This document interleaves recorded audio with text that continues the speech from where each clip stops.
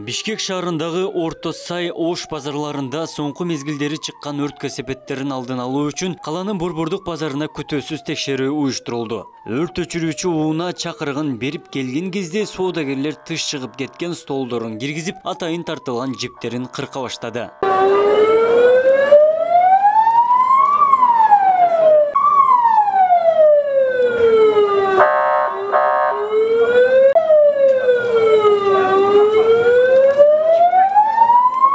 Өрт өчүрүүчү ууна өткөн соң дароо эле шашыла кайра товарларын чыгарып, коопсуздукту сактоо жоопкерчилигин сезген соодагерлер байкалбайт. Ууна базардын так ортосунан кесип өтүп, жеке менчик бөлүгүнө барганда кыйынчылыктар орун алды. Адам өтүүгө шарт жок болсо да, жип тартып товар жайып алгандар көп кезикти. Өрт өчүрүүгө даярдалган гидрант түтүгү текшерилип иштегени тастыкталды. Базарда 700 контейнер коюлган, 1000ден ашуун соодагер эмгектенет. Күнүнө болжолдуу 20 000ден көп кардар кирет.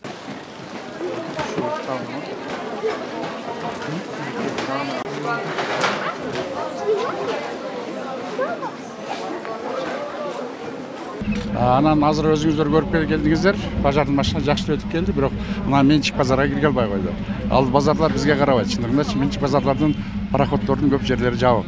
Туура андайлар бар, эми баягы чындыгында адамдар бар экен да, өздөрүнүн балдарын чын айтып көрсөк, местасы жок адамдар көп да. Келип араба менен баягы чыкпай калган жерлерге келип турушат араба мененчи. Алардын баягы күнүмдүк турмушуна акча керек экен. Аларды канча жолу айдап көрдүк, бирок мындай карасак чындыгында аларга кыйын да шарт. Ошон үчүн биз аларды постоянно айтып турабыз. Карагыла кокус пожар болуп кетсе, убак сааты менен алып ордуңардан бошотуп турасың. Калаада өткөн жылы 208 өрт кырсыгы катталып, 24 миллион материалдык чыгым келген. Карантиндик чаралардан улам жарандар үйдө болгондуктан 11 айдын ичинде 84 өрт кырсыгы чыккан. Материалдык чыгым 9 миллионду түзгөн. Кырсыкты алдын алуу аракети күчөтүлүп, кыш айында электр, газ коопсуздугуна сак болуу эскертилүүдө. Пандемияга байланыштуу элдердин үйүндө отургандыгы, алар өздөрү үйүндө отуруп өрт көзөмөлүн көрүп көзөмөлдөгөн үчүн андан тышкары биздин кызматкерлер түшүндүрүү иш-чараларын көп жүргүзгөндүгүнүн натыйжасында өрт кырсыгы азайды. Жеке менчик түрүнө карабастан азыр 250 дана сунуштама баракчасын даярдаганбыз. Аларды ар бир соода кылган ар бир соодагерлерге таркатуудабыз. Ошондой эле бизге жакын арада 20-декабрларда мына пиротехника салюттар келген учурда ал боюнча дагы түшүндүрүү иш-чараларын экотех инспекциясы менен биргеликте жүргүзөбүз. Өзгөчө кырдаалдар башкармалыгынын өрткө каршы кызматкерлери соодагерлерге түшүндүрүү иштерин жүргүзүп, атайын сунуштама кагаздарын таркатты. Абдумалик Базарбаев, Элеман Акбаев, Ош ТВ.